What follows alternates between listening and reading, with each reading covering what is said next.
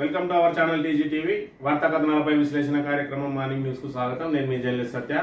ముందుగా రాష్ట్రంలో జరిగిన రాజకీయ పరిణామాలను కనుక పరిశీలించినట్లయితే రాష్ట్ర వ్యాప్తంగా రుణమాఫీ మంటలు ఆగడం లేదు. మరోవైపు ఏదైతే మంత్రుల ఇలాకాలోనే మరి పెద్ద ఎత్తున రుణమాఫీ జరగకపోవడాన్ని మరి అక్కడ ఉన్న రైతులందరూ కూడా తీవ్రంగా వ్యతిరేకిస్తూ, మరోవైపు ఇక్కడ శివయాత్రలు చేస్తూ దిష్టిబొమ్మల దహనం చేస్తూ రాష్ట్ర వ్యాప్తంగా కూడా నిరసనలు హోరెత్తుతా ఉన్నాయి.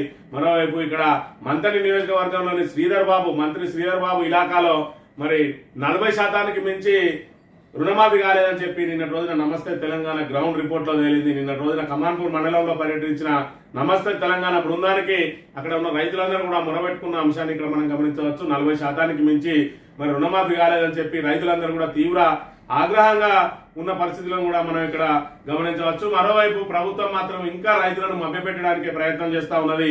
అర్హులైన వాళ్ళు దరఖాస్తు చేసుకుంటే వారి ఫిర్యాదులను పరిశీలించి మరి ఖచ్చితంగా రుణమాఫీ చేస్తామని చెప్పి ఇంకా మభ్యపెట్టడానికి ప్రయత్నం చేస్తా ఉన్నది. మరోవైపు 2 లక్షల పైన ఉన్న వాళ్ళు మరి ఆ పై ఏదైతే 2 లక్షల పైన ఉన్న మరి మిగతా సొమ్మును కట్టాలని చెప్పి, అదేవిధంగా వడ్డీ కట్టిన వాళ్ళకి రుణమాఫీ జరుగుతుందని చెప్పి ఇప్పటికి కూడా ఇంకా రైతులను మరి ఆశల పల్లకిలో ఊరేగిస్తా ఉన్నారు. ఏదైతే నిరసనల హోరు నుంచి తప్పించుకునేందుకే ప్రభుత్వం మరి ఇక్కడ ప్రయత్నం చేస్తా ఉన్నది. ఇప్పటికే 100% రుణమాఫీ చేసిన వారి ఒకవైపు మరి ఇంకా అర్హులను మళ్ళీ రుణమాఫీ చేస్తాం, అర్హులను పరిశీలించాలి. మరోవైపు ఇక్కడ ప్రభుత్వం ద్వంద్వ నీతితోటి వ్యవహరిస్తా ఉన్నది, 2 నాలుగేళ్ల ధోరణితో వ్యవహరిస్తా ఉన్నదని చెప్పి మరి ఇక్కడ ప్రతిపక్షాలు ఆరోపిస్తుండగా, మరోవైపు హరీష్ రావు మరి ఇక్కడ రుణమాఫీ 40% మించి కాలేదు, ఇప్పుడు ఎవరు ఏట్లో దూకాలి, ఎవరు రాజీనామా చేయాలని చెప్పి తీవ్రంగా మరి ఇక్కడ ప్రశ్నించిన పరిస్థితులను కూడా మనం ఇక్కడ ప్రధానంగా గమనించవచ్చు.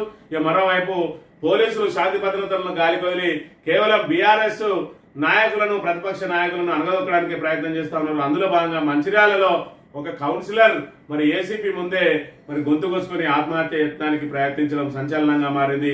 ఈ రకంగా అక్కడ స్థానిక ఎమ్మెల్యే మరి తప్పుడు కేసులు పెట్టిస్తా ఉన్నాడని చెప్పి అక్కడ బీఆర్ఎస్ కు సంబంధించిన మరి ఒక కౌన్సిలర్ మరి ఆత్మహత్య యత్నానికి ప్రయత్నించడం మరి రాష్ట్ర వ్యాప్తంగా సంచలనం రేపింది. పోలీసుల పాత్రపై కూడా అనుమానాలు వ్యక్తం అవుతున్నాయి. ఈ రకంగా మరి ప్రతిపక్షాలను వేధించడం కాకుండా శాంతి భద్రత పరిరక్షణలో పోలీసులు భాగస్వాములు కావాలని చెప్పి కూడా మరి ప్రతిపక్షాలు ఇతూ పలుకుతున్న పరిస్థితిని కూడా మనం ఇక్కడ గమనించవచ్చు. రాష్ట్ర వ్యాప్తంగా ఒకవైపు దోపిడీలు, అత్యాచారాలు జరుగుతూ ఉంటే వీళ్ళు మాత్రం తాపీగా అధికార పార్టీ నాయకుల అడుగులకు మడుగులొద్దుతూ వాళ్ళ ప్రాపకం కోసం ప్రయత్నం చేస్తా ఉన్నారని కూడా విమర్శలు వెలువడుతున్నాయి. ఇది మరి దీనికి సంబంధించిన ఈ రోజు ముఖ్యాంశాలు. ఇక వార్తా కథనాలను కనుక పరిశీలించినట్లయితే ముందుగా నమస్తే తెలంగాణ దినపత్రికలో అమాత్య ఆలకించరా, అరకొర మాఫీ రైతుకు టోపీ, మంత్రి శ్రీధర్ బాబు ఇలాకాలో రైతుకు డోకా, నమస్తే ఫీల్డ్ విజిట్ లో విస్తుపోయే నిజాలు, కమాన్పూర్ మండలంలో మాఫీ 40%, బ్యాంకుల చుట్టూ అన్నదాతల ప్రదక్షిణలు,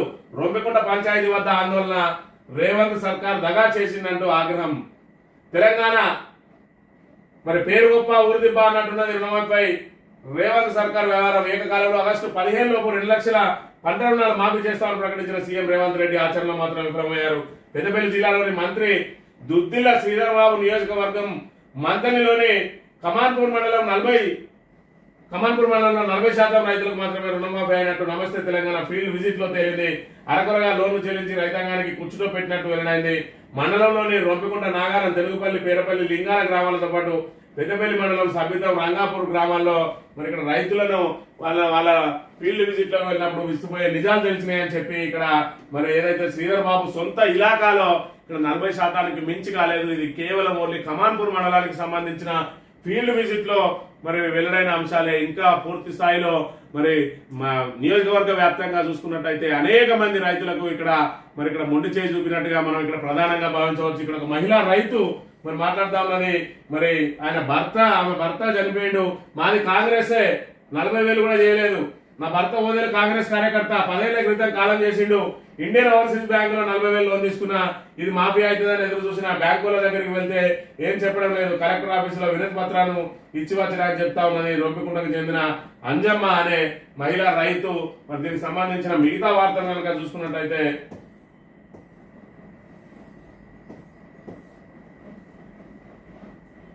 అనేక గ్రామాల్లో అనేక మంది రైతులకు రుణమాఫీ కాక ఆందోళనకు గురవుతున్నారు. బ్యాంకులు, వ్యవసాయ అధికారులు చుట్టూ చెప్పులు ఎరిగేలా తిరుగుతున్నా సరైన సమాధానం లభించడం లేదు. అన్నదాతలు ఆగ్రహం వ్యక్తం చేస్తా ఉన్నారు. ప్రభుత్వంతో తాడోపేడో తెలుసుకునేందుకు సిద్ధమవుతా ఉన్నారు. కాంగ్రెస్ ప్రభుత్వం 2 లక్షల రుణమాఫీ చేస్తామని చెప్పి జిల్లాలో మొదటి విడతలో 29,724 మంది రైతులకు 149.42 కోట్లు, రెండో దఫా 13,238 మందికి 122.43 కోట్లు, మూడో విడతల 8,268 మందికి 101.75 కోట్లు, మొత్తంగా జిల్లా వ్యాప్తంగా 51,393 మంది రైతులకు గాను 375.58 కోట్ల రుణమాఫీ చేశారు. మాఫీ ప్రక్రియ పూర్తయిందని స్వయంగా సీఎం ప్రకటించడంతో రుణమాఫీ కానీ దాదాపు 60% మంది పరిస్థితి ఏమిటని రైతులు మదన పడుతున్నారు. రొంపికుంటకు చెందిన 300 మంది రైతులు పెద్దపల్లిలోని ఇండియన్ బ్యాంక్ వద్ద, సబితంలోని ఇండియన్ ఓవర్సీస్ బ్యాంకు, కమాన్పూర్లోని కేడీసీసీ బ్యాంకులో రుణాలు తీసుకున్నారు. ఇందులో 40% మంది రైతులు రుణాలు మాత్రమే మాఫీ కాగా 1,00,000 లోపు రుణాలు మాఫీకి నోచుకోలేదు. ఈ నేపథ్యంలో నమస్తే తెలంగాణ వారిని పరికరించగా వారి మనోభావాలు ఇలా వెల్లడించారని చెప్పి వాళ్ళకి సంబంధించి మరి రైతులకు సంబంధించిన వివరాలన్నింటిని కూడా ఇక్కడ మరి వాళ్ళ మాటలతోటి ఇక్కడ వాళ్ళ మాటల్లోనే మరి నమస్తే తెలంగాణ చెప్పించే ప్రయత్నం చేసింది. సీఎం రాజీనామా చేయాలి. 2 గడువులు దాటినా రైతులకు సంపూర్ణంగా రుణమాఫీ జరగలేదు. రేవంత్ రెడ్డి సీఎం పదవికి రాజీనామా చేస్తారా, సంపూర్ణంగా రైతులకు రుణమాఫీ చేస్తారనే విషయాన్ని తేల్చుకోవాలని చెప్పి కొయ్యడ రవి రంపికుంట నుంచి డిమాండ్ చేస్తున్న పరిస్థితి. మాఫీ డబ్బులు జమ కాలేదంటున్నాడు జంగిల్ శ్రవణ్ కుమార్ రంపికుంట నుంచి. ఇండియన్ ఓవర్సీస్ బ్యాంకులో 18,000 లోన్ తీసుకున్న తొలి విడత రుణమాఫీ జాబితాలో పేరు వచ్చింది. బ్యాంకులు అడిగితే అసలు మాఫీ అయిందని వడ్డీ కట్టి 1 అని ఆధార్ జిరాక్స్ ఇవ్వమన్నారు. వడ్డీ 1300 కట్టి ధృవీకరణ పత్రాలు ఇచ్చిన నెల అవుతున్నా ఇంకా ప్రభుత్వం నుంచి ఖాతాకు డబ్బులు మాత్రం రాలేదని చెప్తా ఉన్నారు. ఇక కాంగ్రెస్ గొప్పలు సిగ్గుచేట అన్నాడు తాళ్ళ కనకయ్య తెనుగుపల్లి నుంచి. మరి కమాన్పూర్ తెనుగుపల్లి పెద్దపల్లి ఇండియన్ బ్యాంకులో 80,000 లోన్ తీసుకున్న ప్రభుత్వం ప్రకటించిన 3 విడతల్లో నా పేరు రాలేదు. 1,00,000 లోపు ఉన్న రుణమాఫీ కాకుండా 2 లక్షల రుణమాఫీ చేశామని కాంగ్రెస్ ప్రజాప్రతినిధులు గొప్పలు చెప్పడం సిగ్గుచేట అంటా ఉన్నాడు. ఈ బ్యాంకుల్లో బార్లు తిరుగుతారు అంటున్నాడు కొయ్యడ కుమార్ రొంపికుంట నుంచి. కాంగ్రెస్ ప్రభుత్వం అధికారంలో ఉన్న సమయంలో యూరియా బస్తాల కోసం గంటల కొద్ది రైతులు క్యూలైన్లో నిలిచి ఉండేవాళ్ళు. ఇప్పుడు రుణమాఫీ కోసం బ్యాంకుల చుట్టూ గంటల తిరుగుతా ఉన్నాడని చెప్పి అదేవిధంగా 40% మందికి అయిందా అంటా ఉన్నాడు. ఇక్కడ చిన్నం తిరుపతి మరి పిఎస్సిఎస్ వైస్ చైర్మన్ కూడా అయినా కమాన్పూర్ మండలానికి. మా కమాన్పూర్ మండలంలో 40% మందికి రైతులకే మాఫీ అయింది. కమాన్పూర్ సహకార సంఘం నుంచి 34 మంది, పెద్దపల్లి ఇండియన్ బ్యాంక్ నుంచి 80 మంది, సబితంలోని ఇండియన్ ఓవర్సీస్ బ్యాంక్ నుంచి 200 మంది రైతులకు రుణమాఫీ వర్తించలేదు అని చెప్పి మరి వైస్ చైర్మన్ ఏదైతే పిఎస్సిఎస్ వైస్ చైర్మన్ ఆయన స్వయంగా వెల్లడిస్తున్న పరిస్థితి. రైతులతో ఆందోళన చేస్తాం. రాష్ట్రంలో రాక్షస పాలన నడుస్తుంది.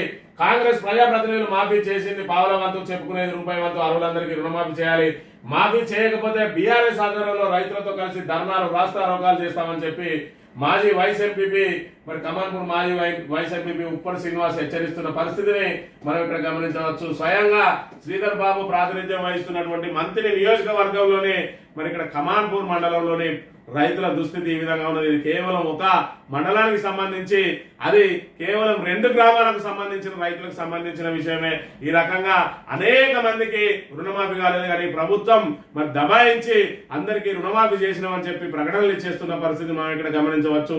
సుమారు 70 లక్షల మంది రైతులు ఉన్నారని చెప్పి అందులో 22 లక్షలకే ఏ విధంగా మరి మాఫీ చేస్తే రైతులందరికీ ఏ విధంగా మాఫీ అవుతుందని చెప్పి కూడా ప్రతిపక్షాలు గగ్గోలు పెడుతున్న నేపథ్యంలో మరోవైపు ఏదైతే ప్రభుత్వం ప్రకటించిందో 32 లక్షల మందికి రుణమాఫీ చేయబోతున్నామని చెప్పి కనీసం ఆ 32 లక్షల మందికి కూడా చేయకుండా కేవలం 22 లక్షల మందికి చేసి అందులో కూడా 10 లక్షల మందిని కోత విధించారు.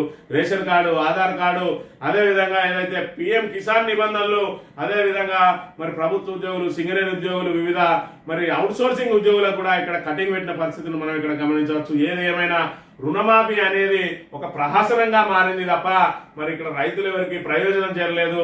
ఏదైతే మెజారిటీ రైతులందరికీ కూడా రుణమాఫీ కాక ఇబ్బందులు పడతా ఉన్నారు. దాంతో ఇక్కడ చూసినట్టయితే ఆదిలాబాద్ జిల్లా తలమడుగు మండలం రుయాడిలో ముఖ్యమంత్రి రేవంత్ రెడ్డి దిష్టిబొమ్మతో శవయాత్ర నిర్వహిస్తా ఉన్నారు. ఇక్కడ పోలీసు బందోబస్తు మధ్య పోలీసులు కూడా అంత్యక్రియల్లో పాల్గొన్న పరిస్థితి ఇక్కడ మనం గమనించవచ్చు.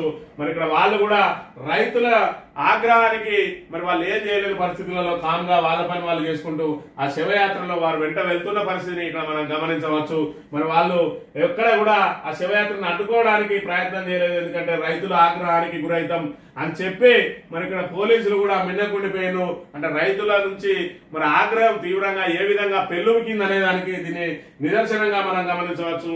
మరి ఎక్కడైతే ప్రభుత్వాలకు సంబంధించిన దిష్టిబొమ్మ దానం చేస్తే పోలీసులు మరి లాక్కెళ్ళిపోయే పరిస్థితిని చూస్తాం. కానీ ఇక్కడ రైతులందరూ తిరగబడే ప్రమాదం ఉన్నదని చెప్పి పోలీసులు కూడా మిన్నకుండిపోయిన పరిస్థితిని కూడా మనం ఇక్కడ గమనించవచ్చు. మరోవైపు కామారెడ్డి జిల్లా సదాశివనగర్ మండలం వజ్రపల్లి తండా గ్రామంలో సీఎం దిష్టి బొమ్మను కూడా దహనం చేస్తున్న పరిస్థితిని కూడా గమనించవచ్చు. రైతుల లోపల మరి ఆగ్రహం పెళ్ళుపుతా ఉన్నది. ఇప్పటి వరకు కూడా ఇంకా చాలా మంది రైతులకు తెలియదు. ఎందుకంటే ఆగస్టు 15 రోజు రుణమాఫీ అని చెప్పిండు, 15 రోజు సెలవు ఉన్నది, 16, 17 మరి నిన్న 17 రోజు ఆల్రెడీ మరి బంద్, ఎందుకంటే సండే కాబట్టి మరి మొన్న సండే రోజు బంద్ ఉన్నది. మరి నిన్నటి రోజున కూడా పూర్తి స్థాయిలో వాళ్ళకి తెలియని పరిస్థితులలో మరి ఇప్పటికీ ఈ రోజు దాటితే ఇంకా వాళ్ళందరికీ కూడా తెలుస్తుంది. నిన్న సండే రోజు కూడా ఎవరు తెలియదు, ఒకటే రోజు గ్యాప్ వచ్చింది 16వ తేదీ.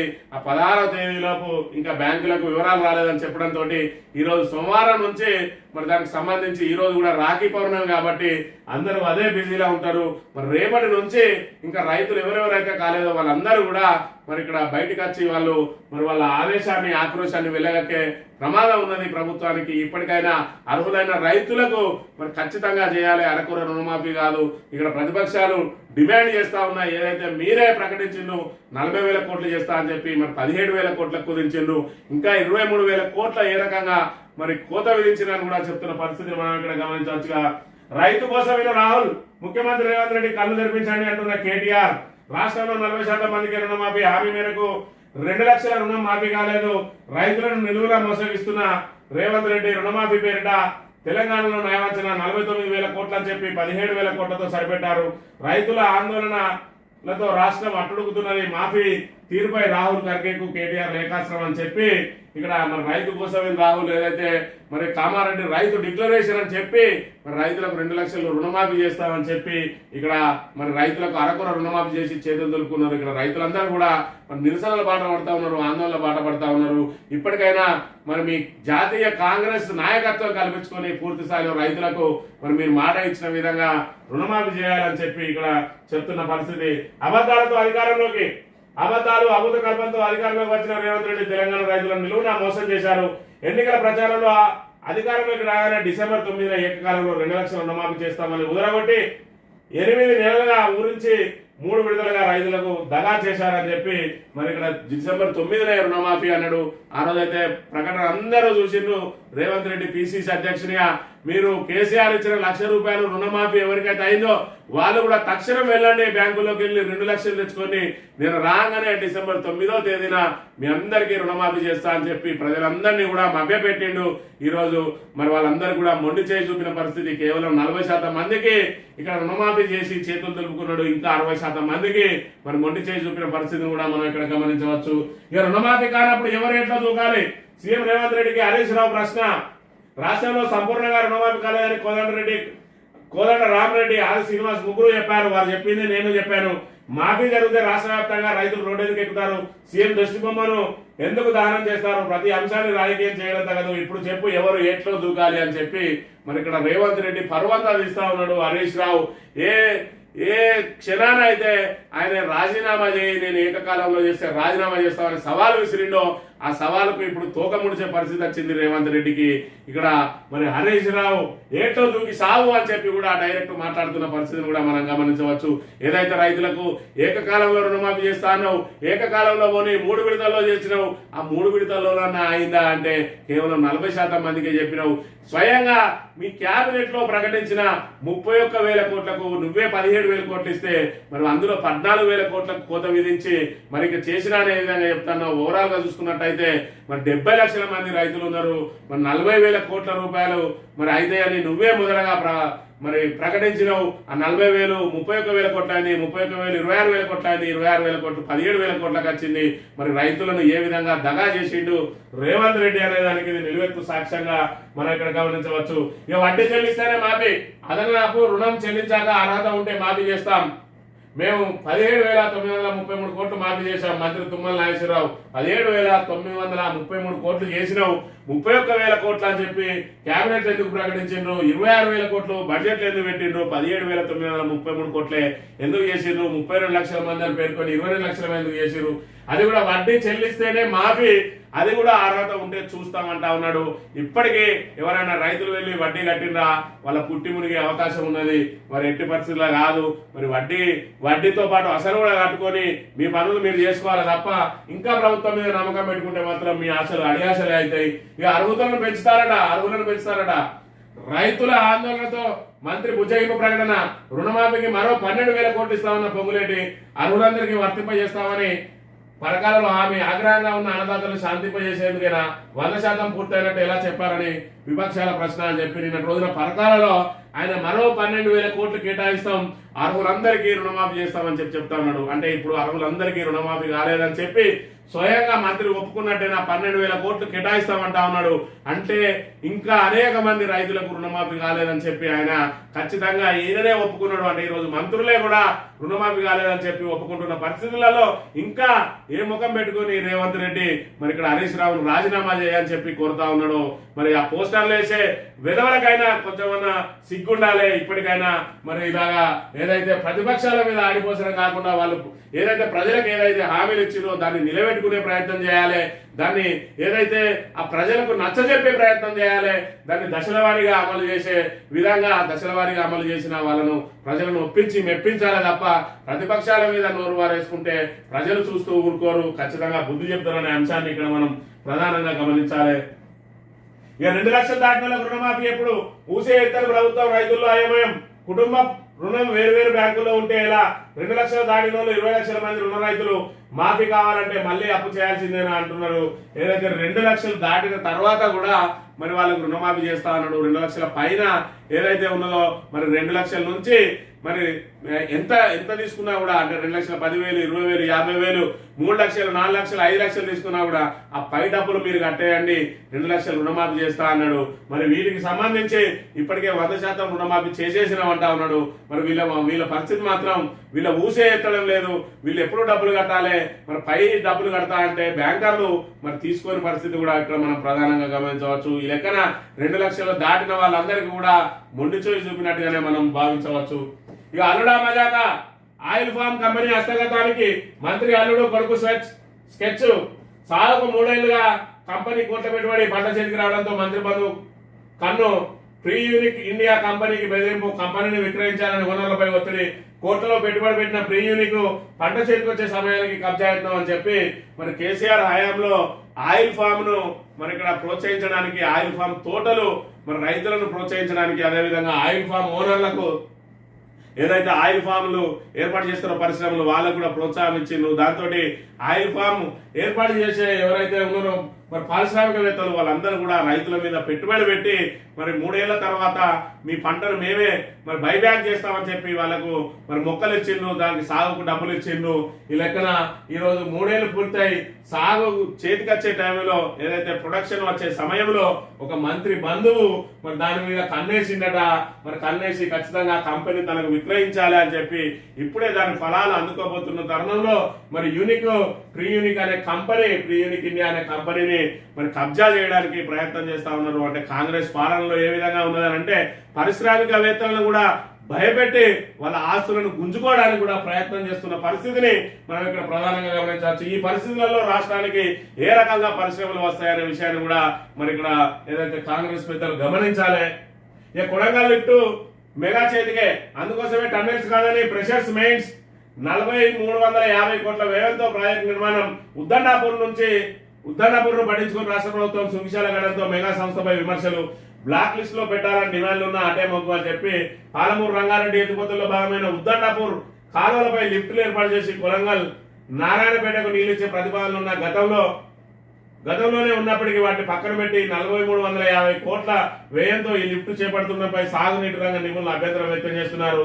సొంత ఇమేజ్ కోసమే రేవంత్ రెడ్డి ప్రాజెక్టు చేపడుతూ 1,000 కోట్ల నిధుల దుర్వినియోగానికి పాల్పడుతున్నారని విమర్శిస్తున్నారు. ఈ స్కీమ్ వల్ల రాజీవ్ భీమా ఆయకట్టుకు ముప్పు ఏర్పడుతుందని నిపుణులు హెచ్చరిస్తున్నారని చెప్పి ఏదైతే మరి ఇక్కడ గత ప్రభుత్వం పనులను కొనసాగిస్తే ఆ క్రెడిట్ అంతా కూడా మరి గత ప్రభుత్వానికే పోతుందని చెప్పి మరి దాన్ని మళ్ళీ రీడిజైన్ చేస్తా ఉన్నాడు. రీడిజైన్లకు వ్యతిరేకం అన్నాడు. రీడిజైన్లతోటే ఇక్కడ ఏదైతే తుమ్మిడిహేడు దగ్గర కట్టాల్సిన దాన్ని రీడిజైన్ చేసి కాళేశ్వరంలో కడితే తీవ్ర అభ్యంతరం వ్యక్తం చేస్తున్న రేవంత్ రెడ్డి ఈయన మాత్రం ఇక్కడ హైదరాబాద్ తాగునీటికి మరి కొండపోచమ్మ సాగర్ నుంచి పంపాల్సిన నీటిని మల్లన్న సాగర్ నుంచి రీడిజైన్ చేసి 5,600 కోట్లు సుమారు దానికి మరి ఖర్చు చేస్తున్న పరిస్థితి. అదేవిధంగా ఇప్పుడు కొడంగల్ లిఫ్ట్ కూడా మరో 4,350 కోట్లు అతి తక్కువ వ్యయంతో అయ్యే అవకాశం ఉన్నప్పటికీ కూడా వాటిని డిజైన్లు మార్చి మరి పెంచే ఉద్దేశం ఏంది? అది కూడా మెగా కంపెనీ చేతికి ఎందుకు ఇచ్చిండు? సుంకిశాల మరి మొన్నటికి మొన్న కూలిపోయింది. దాని మీద ఏదైతే మరి ఇక్కడ ఏజెన్సీ లోపంతో మరి జరిగింది అని చెప్పి ఒకవైపు తీవ్ర విమర్శలు వస్తా ఉన్నాయి మెగా మీద. మరి ఇక్కడ ఖచ్చితంగా దీన్ని బ్లాక్ లిస్ట్ లో పెట్టాలంటా ఉన్నారు. కాళేశ్వరం పనులు చేసింది కూడా మెగా ఇంజనీరింగ్ ప్రాజెక్టే. మరి కాళేశ్వరం మీద ఆరోపణలు చేసిండ్రు, మరి నాసిరకం పనులు అన్నారు. మరి సుంకిశాలకు కూడా కూలిపోయింది, మరి అది కూడా మీ హయాంలో అయింది అన్నారు. మరి నీ హయాం ఖచ్చితప్పటికి మళ్ళా మెగా చేతికి ఎందుకు ఇస్తున్నాం అనే దాన్ని మరి ప్రజలకు వివరించాల్సిన అవసరం ఎంతైనా ఉన్నది. ఇక సబ్ కమిటీల పాలన, ప్రతి నిర్ణయానికి కేబినెట్ సబ్ కమిటీలు నేరుగా నిర్ణయం తీసుకునే అంశాలపైన దాటవేత. ఒక్కో మంత్రికి 4-5 కమిటీల్లో చోటు తికమక పడుతున్న శాఖ పేసి అధికారులు. ఏదైతే మరి ఇక్కడ ప్రభుత్వ పరంగా నిర్ణయం తీసుకోవాల్సిన వాటిని దాటవేసే కార్యక్రమంలో భాగంగా దానికి ఒక sub committee, cabinet sub committee వేస్తా ఉన్నారు. అందులో 3-4 మంత్రులను పెట్టి మరి ఒక్కో మంత్రి 3-4 కమిటీల్లో ఇక్కడ మరి సభ్యత్వం ఉంటా ఉన్నది. ఇక్కడ ఏదైతే రైతు భరోసా మీద చూసినాం దానికి సబ్ కమిటీ వేసిండ్రు. మరి ఇంకా మిగతా ఏది కావాలన్నా కూడా దానికి ఒక సబ్ కమిటీ వేసుకుంటూ పోయి చర్చల పేరుతోటి కాలయాపన చేయడానికి ఇక్కడ సబ్ కమిటీల పాలన జరుగుతుందని చెప్పి ప్రధానంగా ప్రచురించింది. సాక్షి దినపత్రిక విషయానికి వస్తే మాఫీ మంటలు, రాజకీయ పార్టీల విమర్శలు, సవాళ్లు, రైతుల ఆందోళనలో ప్రకంపనలు. గడప గడపకు వెళ్లి రుణమాఫీ బండారం బయటపెడతాన్న బీఆర్ఎస్. రుణమాఫీ బోగస్ అంటూ రాహుల్ గాంధీ ఖర్గేలకు కేటీఆర్ లేఖలు. 100% రుణమాఫీ ఎక్కడ జరిగిందంటూ బీజేపీ ఫైర్ అని చెప్పి ఇప్పుడు తనిఖీ చేసేటప్పుడు మాఫీ అయ్యేటప్పుడు అర్హత ఉండి మా రుణమాఫీ కాని రైతుల విషయంలో తాము బాధ్యత తీసుకొని మాఫీ చేస్తామని వ్యవసాయ మంత్రి తుమ్మల చెబుతున్నారు. కానీ తొలి విడత నుంచి ఎందరో రైతులు ఫిర్యాదు చేసినా మాఫీ చేయలేదని రైతు సంఘాల నేతలు గుర్తు చేస్తా ఉన్నారు. మరి మాఫీకి సంబంధించి ఇంటింటికి వెళ్లి వివరాలు సేకరిస్తా అంటా ఉన్నాడు. డిసెంబర్ 9న చేయాల్సిన రుణమాఫీ మరి ఆగస్టు 15 దాకా వచ్చింది. ఇప్పటి వరకు ఈ 9 నెలల కాలంలో ఇప్పటి వరకు లబ్ధిదారులను ఎంపిక చేయడంలో మరి కాంగ్రెస్ ప్రభుత్వం పూర్తి స్థాయిలో విఫలమైంది. మరి ఇన్ని రోజులు ఏం చేసిండు? రుణమాఫీ చేస్తా అని చెప్పి మరి మీకు ఒక ఐడియా ఉన్నది. మరి దాని మీద ఎవరిని చేయాలి, ఎవరు చేయాలి, మరి ఎవరెవరు అర్హులు అని చెప్పి అర్హులను తీసుకొని ఆ లబ్ధిదారుల లిస్టును పారదర్శకంగా బయటికి లబ్ధిదారుల లిస్టును మరి విడుదల చేసినట్టయితే మరి అవకాశం ఉండేది. అంటే కావాలని చెప్పి కొర్రీలు పెడతా ఉన్నారు కాబట్టి లబ్ధిదారుల లిస్టును దాచిపెట్టి మరి ఇక్కడ ఏదైతే లబ్ధిదారుల సంఖ్యను కోతపెట్టి ఈరోజు 40% మందికి మాత్రమే ఇచ్చి చేతులు దులుపుకున్న ప్రభుత్వం మరి కాంగ్రెస్ ప్రభుత్వం. రైతు మరి వ్యతిరేకి అని చెప్పి చెప్పక తప్పని పరిస్థితి. ఇక ఫ్యూచర్ సిటీలో పెట్టుబడులు పెట్టండి. క్షత్రియ సమితి ఆత్మీయ సమావేశంలో సీఎం రేవంత్ రెడ్డి అభివృద్ధిలో రాజులంతా భాగస్వాములు కండి. రాజులు ఆరంభించిన నిజాం షుగర్ ఫ్యాక్టరీని పునరుద్ధరిస్తాం. హైదరాబాద్ లో క్షత్రియ భవన్ కు స్థలం కేటాయిస్తాం. క్షత్రియులకు మొదట పార్టీ పదవులు, ఆ తర్వాత టికెట్లు ఇస్తామని హామీ అని చెప్పి నిన్న రోజున ఏదైతే మరి క్షత్రియ సామాజిక వర్గానికి సంబంధించిన వాళ్ళు నిన్న రోజున రేవంత్ రెడ్డిని పిలిచి ఆయనకు ఆత్మీయ సన్మానం చేసిండు. ఈ సందర్భంగా ఫ్యూచర్ సిటీలో పెట్టుబడులు పెట్టాలి అని చెప్పి మరి హైదరాబాద్ లో క్షత్రియ భవన్ కు స్థలం కేటాయిస్తామని, అదేవిధంగా రాజులు ఆరంభించినటువంటి నిజాం షుగర్ ఫ్యాక్టరీని కూడా పునరుద్ధరిస్తామని చెప్పి వాళ్ళకు హామీల వర్షం కురిపించిన పరిస్థితిని కూడా మనం ఇక్కడ ప్రధానంగా గమనించవచ్చు. ఇక డిఎంకే బాటలో బీఆర్ఎస్ పార్టీ బలోపేతంపై నాయకత్వం దృష్టి. డిఎంకే బీఆర్ఎస్ ల ప్రస్థానంలో పోలికలు ఉన్నాయనే భావన. ఇటీవల అన్నా ఆదివాలయంను సందర్శించిన బాలక సుమన్ బృందం యువజన, విద్యార్థి, మహిళా విభాగాల పనితీరు కార్యకలాపాలపై ఆరా. పార్టీతో కేడర్ మమేకమై తీరు పరిశీలన. 2 జిల్లాల్లోనూ పర్యటన. త్వరలో చెన్నైకి కేటీఆర్ బృందం. డిఎంకే సంస్థాగత నిర్మాణంపై అధ్యయనం అని చెప్పి మరి ఇక్కడ పూర్తి స్థాయిలో బీఆర్ఎస్ సంస్థాగత నిర్మాణంపై దృష్టి పెట్టింది. అయితే మరి కింది స్థాయి నుంచి పార్టీని బలోపేతం చేసి మరి ఇక్కడ కార్యకర్తలను పటిష్టం చేయడానికి దాన్ని మరి వివిధ పార్టీలను అధ్యయనం చేసి ఆయా పార్టీలు అవలంబిస్తున్న తీరును మరి గమనించడానికి ముందుగా డిఎంకేకి సంబంధించి అక్కడ డిఎంకే మరి క్యాడర్ బలోపేతానికి ఏ చర్యలు తీసుకున్నాయని చెప్పి నేను రోజున మన బాలక సుమన్ బృందం మరి అక్కడికి వెళ్లి అన్న ఆరివాలయం సందర్శించి మరి అక్కడ 2-3 గ్రామాలను అదేవిధంగా వాళ్ళని పరిశీలించి వాటి కమిటీలను మరి సబ్ కమిటీలు ఏ విధంగా ఉన్నాయని చెప్పి వాటి అన్నింటి కూడా పరిశీలించిన అంశాన్ని మనం ఇక్కడ ప్రధానంగా గమనించవచ్చు. ఆంధ్రజ్యోతి విషయానికి వస్తే బడా భవనాలపై బుల్డోజర్, హైదరాబాద్ లో హైడ్రా హల్చల్, గండిపేట FTL లో నిర్మాణాల కూల్చివేత, మొత్తం 20కి పైగా భవనాలు, ప్రహరీ గోడలు నేలమట్టం. కేంద్ర రాష్ట్ర మాజీ మంత్రులు, వ్యాపారవేత్తలవి కూడా అర్ధరాత్రి యంత్రాలు తెల్లవారుజామున రంగంలోకి. వ్యూహాత్మకంగా వ్యవహరించిన హైడ్రా అధికారులు, భూములు అమ్మిన నాయకుల ఫోన్లు స్విచ్ ఆఫ్.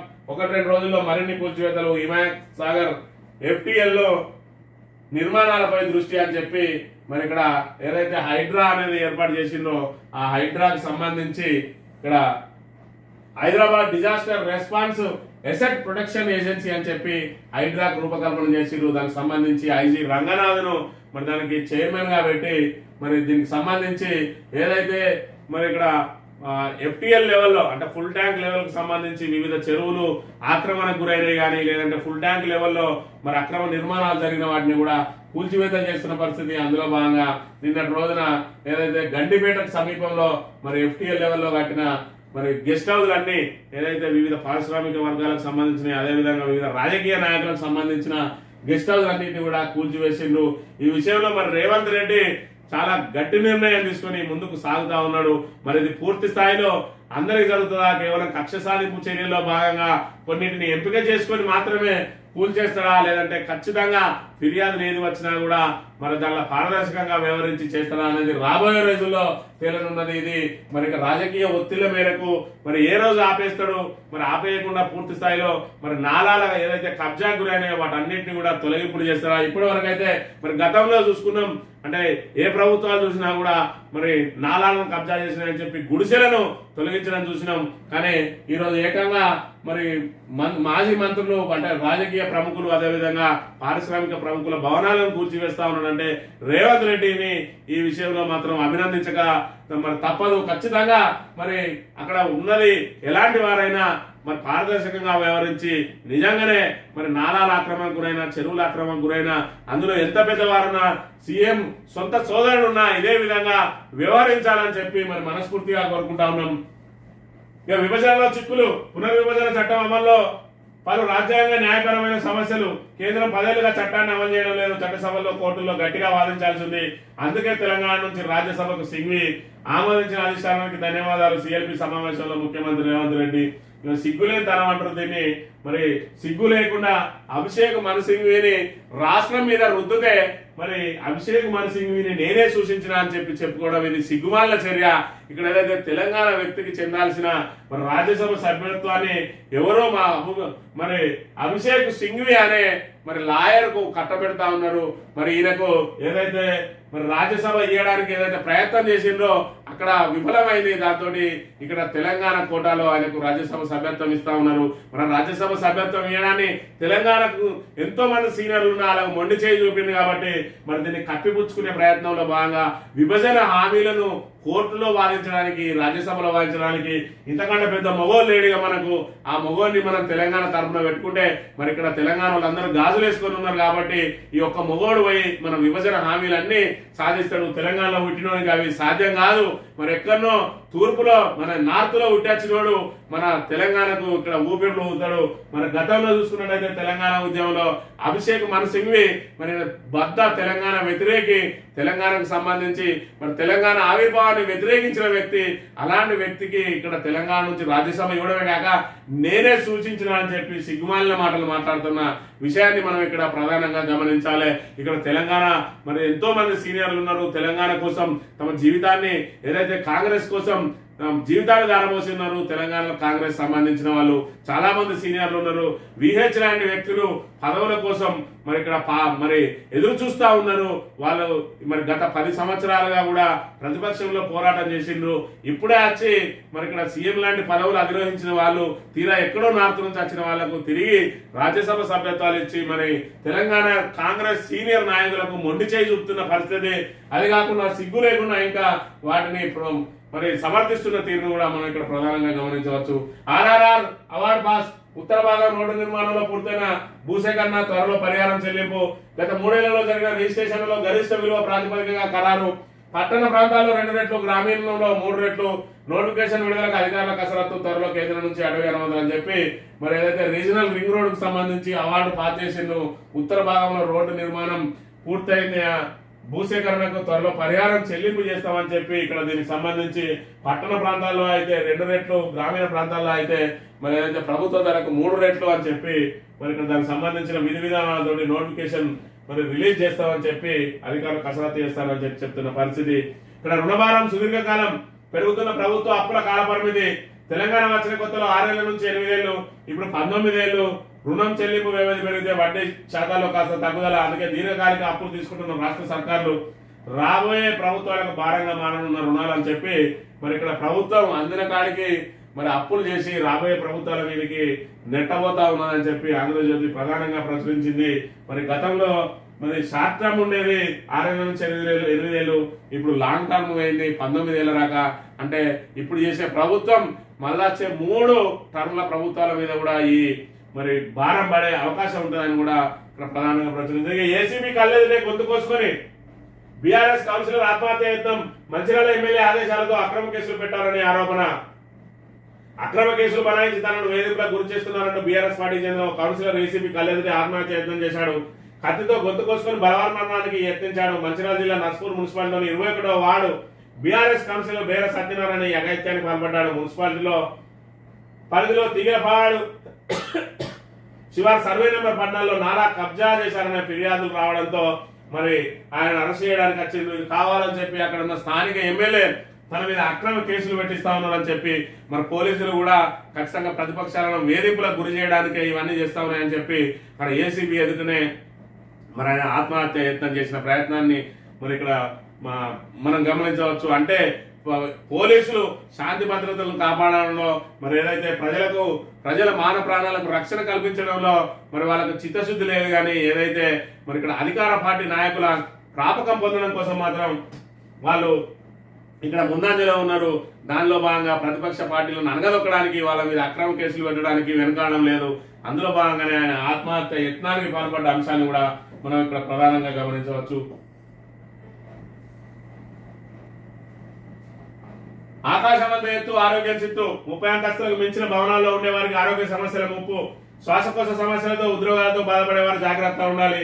తరచూ కిందికి రాలేకపోవడం వల్ల జీవనశైలి జబ్బుల ప్రమాదం అని చెప్పి వైద్య నిపుణులు చెప్తా ఉన్నారు. ఏదైతే ఆకాశ హారణాలు ఉంటాయో అంటే 35 అంతస్తులు ఉంటాయి హైదరాబాద్ లాంటి నగరాల్లో, వాటిలో ఉండడం మరి ఆరోగ్యానికి ముప్పు వస్తుంది అని చెప్పి దానిలో భాగంగా మరి ఏదైతే వృద్ధులు ఉంటారో ఆ వృద్ధులు మరి అక్కడ పైన అదే ఇంటికే పరిమితం అయి ఉంటారు. వాళ్ళు తరచు కిందికి రారు కాబట్టి మరింత అనారోగ్యానికి గురయ్యే అవకాశం ఉంటాయి. కాబట్టి ఆకాశ హార్మోన్లో ఉండే వాళ్ళు కాస్త జాగ్రత్తలు పాటించాలి. మరి తరచూ ఏదైతే మరి కింద వాతావరణంలో మెదలడానికి ప్రయత్నం చేయాలని చెప్పి చెప్తున్న పరిస్థితి మనం గమనించవచ్చు. కోల్కతా అత్యాచారంపై సుప్రీంకోర్టు విచారణ సుమోటోగా తీసుకున్న కోర్టు రేపు సిబిఐ ధర్మాసనం ముందుకు నిందితుడికి మానసిక పరీక్షలు. శాంతి భద్రతపై ప్రతి 2 గంటలకు రాష్ట్రాలు నివేదిక పంపాలంటున్న కేంద్రం. హడావిడిగా నా బిడ్డ అంత్యక్రియలు చేశారు, దీనిపై అనుమానాలు ఉన్నాయి, న్యాయం జరిగేదాకా సాయం తీసుకోమంటున్న ట్రైనీ డాక్టర్ తండ్రి. మరి ఏదైతే కోల్కతా అత్యాచార ఘటన భారతదేశాన్ని ఒక ఊపేసింది. ట్రైనీ డాక్టర్ ను మరి అత్యాచారం చేసి హత్య చేసిన సంఘటనపై కోల్కతాతో పాటు మరి దేశంలోని మరి వివిధ పట్టణాల్లో కూడా ఇక్కడ మరి వైద్య సేవలన్నింటినీ కూడా నిలిపివేసి నిరసనలు వ్యక్తం చేసిన పరిస్థితి. దాన్ని ఇప్పుడు సుప్రీంకోర్టు సుమోటాగా తీసుకున్నది. మరి ఎవడైతే నిందితులని చెప్తా ఉన్నాడో మన నిర్లక్ష్యంగా నేను మరి ఉరి తీసుకొని అని చెప్పి ఆయన స్టేట్మెంట్ ఇవ్వడం, మరి వారి మానసిక స్థితి ఏందని చెప్పి మరి అది వాడు ఒక్కడే కాదు ఇంకా అందులో 3-4 ప్రమేయం ఉన్నదని చెప్పి కూడా చెప్తున్న పరిస్థితి. అదేవిధంగా మరి హడావిడిగా అంత్యక్రియలు చేయడానికి కారణం ఏంది, మరి పూర్తి స్థాయిలో విచారణ జరగలేదని చెప్పి కూడా ఏదైతే ఆ ట్రైనీ డాక్టర్ తండ్రి ఆరోపణలు చేసిన నేపథ్యంలో మరి సుప్రీంకోర్టు విచారణలో మరి పూర్తి స్థాయిలో ఏం జరిగిందనేది తేలనున్నది. ఇక బీజేపీలోకి చంపై సోరెన్ 6 ఎమ్మెల్యేలతో ఢిల్లీకి. జార్ఖండ్ మాజీ ముఖ్యమంత్రి కమలం అగ్రనేతలతో మంతనాలు.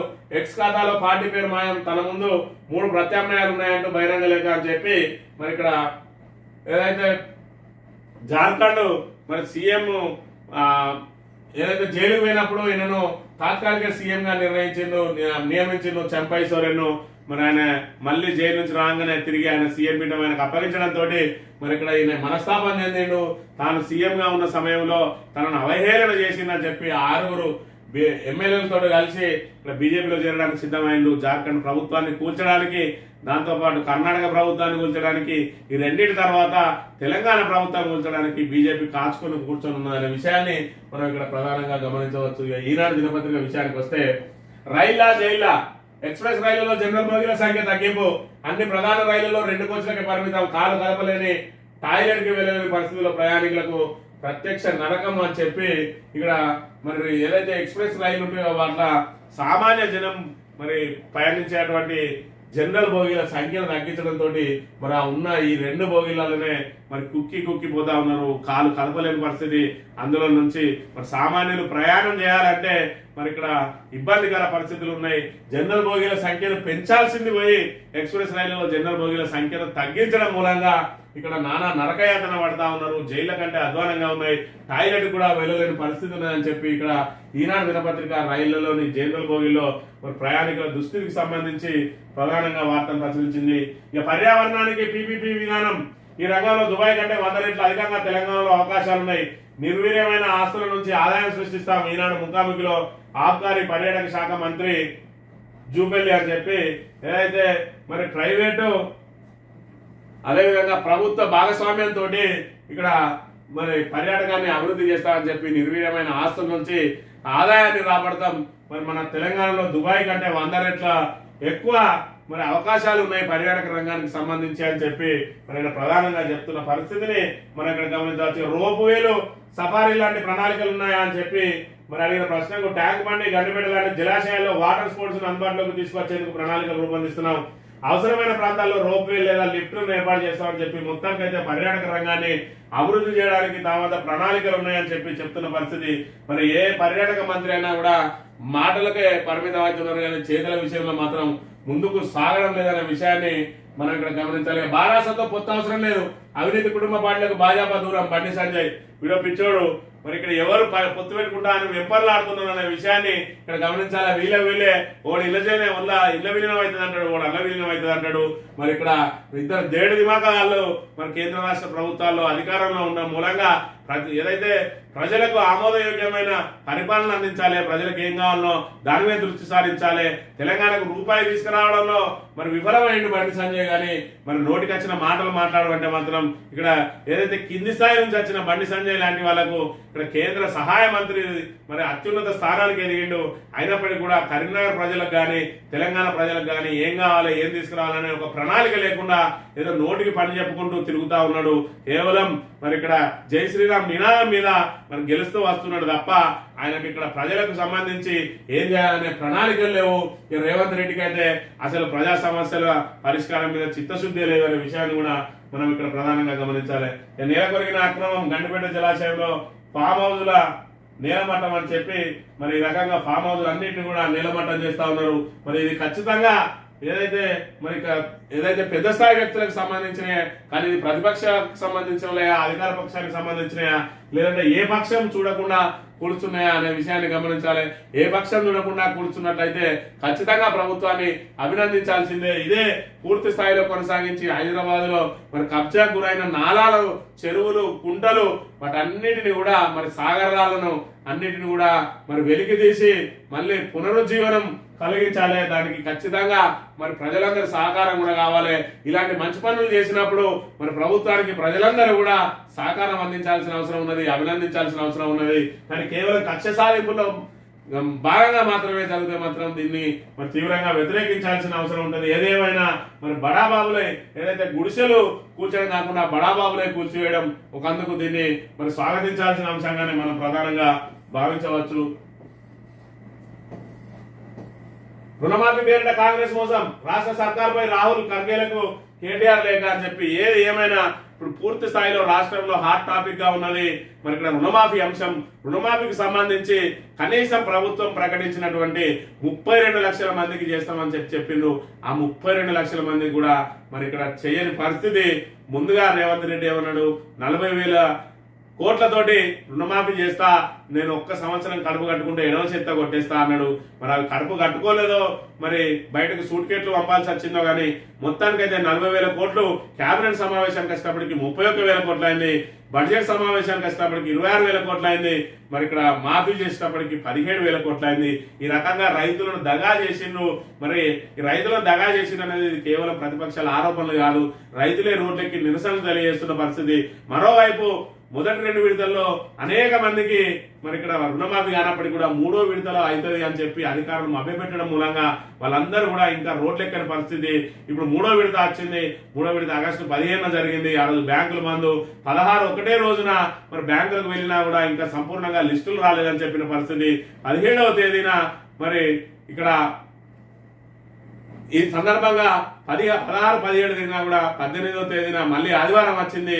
ఈ రోజు రాఖీ పౌర్ణమి ఉన్నది. రేపటి ఎల్లుండి కల్లా మరి పూర్తి స్థాయిలో ఎవరెవరికి అయింది ఎవరెవరికి కాలేదని చెప్పి పూర్తి స్పష్టత వచ్చే అవకాశం ఉన్నాయి. కాబట్టి రైతులందరూ కూడా మరి తిరగబడే అవకాశం ఉంటుంది, రోడ్లెక్కే పరిస్థితి ఉంటుంది. కాబట్టి ఇప్పటికైనా ప్రభుత్వం మరి ఏదైతే పరిశీలన చేస్తా అని చెప్పి దరఖాస్తులు కోరుతా ఉన్నదో, దరఖాస్తులు కోరడం కాకుండా బ్యాంకర్ల దగ్గర నుంచి మరి అందరి దగ్గర మరి దానికి సంబంధించి అధికారుల దగ్గర కూడా పూర్తి సమాచారం ఉన్నది. ఆ సమాచారం సేకరించి ముందస్తుగా ఏదైతే ప్రకటించిందో ఆ ప్రకటించిన ప్రకారం ఖచ్చితంగా రైతులందరికీ రుణమాఫీ చేసి ప్రభుత్వం మాట నిలబెట్టుకోవాలి. కానీ మరి ఏదో అరకొరగా చేసి చేతులు దులుపుకుంటే ఖచ్చితంగా మరో రైతు ఉద్యమం తప్పది అని చెప్పి దానికి బీఆర్ఎస్ నాయకత్వం వహిస్తుంది అని చెప్పి కూడా కేటీఆర్ హెచ్చరించిన అంశాన్ని మరి ప్రభుత్వం ప్రధానంగా దృష్టిలో పెట్టుకోవాలి. ఇక్కడ పరిపాలన మీద దృష్టి సారించి మరి రైతు సమస్యలను కూడగొట్టాలి. ఇప్పటికే నిరుద్యోగులు రోడ్లెక్కి మరి చిన్నాభిన్నం అయింది పరిస్థితి. ఇప్పుడు రైతులు రోడ్లెక్కి మళ్ళీ చిన్నాభిన్నం కాబోతా ఉన్నది. ప్రభుత్వం వచ్చిన సంవత్సరం లోపే ఈ రకంగా అనేక మరి ఏదైతే ఆరోపణలు మూట కట్టుకుంటా ఉన్నది. మరి ఇక్కడ ఇంకా 6 గ్యారంటీల విషయం మరి బయటికి రానే లేదు. 6 గ్యారంటీల అమల్లో కేవలం మరి ఏదైతే ఉచిత బస్సు తప్ప ఇప్పటికి ప్రజలకు అందిన ప్రయోజనం ఏది లేదు. కాబట్టి ఇప్పటికైనా మరి పాలన మీద దృష్టి సారించి క్రమక్రమంగా ఏదైతే మరి ప్రజలకు హామీలు ఇచ్చిందో ఆ హామీలను నెరవేర్చడానికి ప్రయత్నం చేయాలి. మరి మేనిఫెస్టో చైర్మన్ గా శ్రీధర్ బాబే మరి వీటన్నిటిని పూర్తి చేయాల్సిన బాధ్యతను భుజాల మీద ఎక్కించుకోవాలి. ఈ రోజు మంత్రి నియోజకవర్గంలో చూసుకున్నట్లయితే 40% మించి రైతులకు మరి రుణమాఫీ కాలేదు. కాబట్టి మరి నియోజకవర్గ ప్రజలకే కాదు రైతు మరి తెలంగాణ ప్రజలందరికీ కూడా మరి ఇక్కడ ఏదైతే రుణమాఫీ చేయించాల్సిన బాధ్యత కూడా శ్రీధర్ బాబును ఎత్తునెత్తుకోవాలి. ఎందుకంటే ప్రతిదానికి మరి శ్రీధర్ బాబు సూచనల ప్రకారమే నడుచుకుంటున్నా అని చెప్పి రేవంత్ రెడ్డి ఏదైతే చెప్తా ఉన్నాడో ఈ రోజు రుణమాఫీ కాలేదు అని అంటే మరి మీరు సూచన తప్పు చేసిందా, లేకపోతే మీ సూచన రేవంత్ రెడ్డి పాటించడం లేదా అనే విషయాన్ని మీరు గమనించి ఖచ్చితంగా రైతులకు రుణమాఫీ అయ్యేలా మీరు కూడా ప్రభుత్వం లోపల పోరాటం చేయాలని చెప్పి కోరుతూ ఇది ఈరోజు మార్నింగ్ న్యూస్. తిరిగి రేపు వెళ్తాం. Thank you very much.